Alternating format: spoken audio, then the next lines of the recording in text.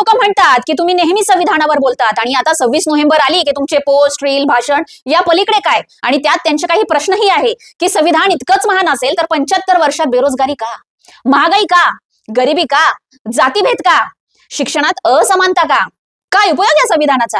हेच प्रश्न ना. इथंच लोक खरी चूक करतात. संविधान म्हणजे जादूची काठी नाही, ते कायदा देणारा एक साधन आहे आणि समस्या आपोआप सुटत नाही. समस्या सोडवण्याची जबाबदारी ही राज्यकर्त्यांची आणि आपली असते.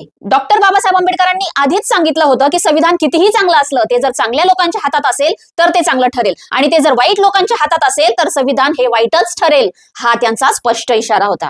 संविधानाने तर सुरुवातच बदलली. ब्रिटिशांची गुलामी संपली, जातीपातीच्या आधारे शिक्षण आणि रोजगाराचे दरवाजे उघडले, मतदानाचा हक्क सर्वांना मिळाला, अस्पृश्यता गुन्हा ठरली, महिलांना समान अधिकार मिळाले, मूलभूत अधिकारांची व्यवस्था देशात प्रथमच आली आणि सत्ता जनतेच्या हातात गेली.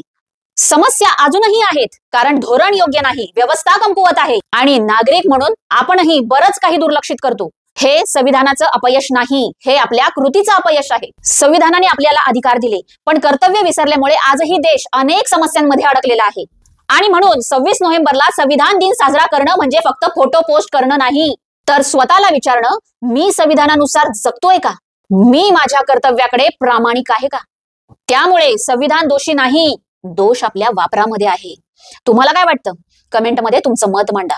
आणि हो, फॉलो आणि शेअर करायलाही विसरू नका, कारण संविधानाची जाण समृद्ध राष्ट्र निर्माण.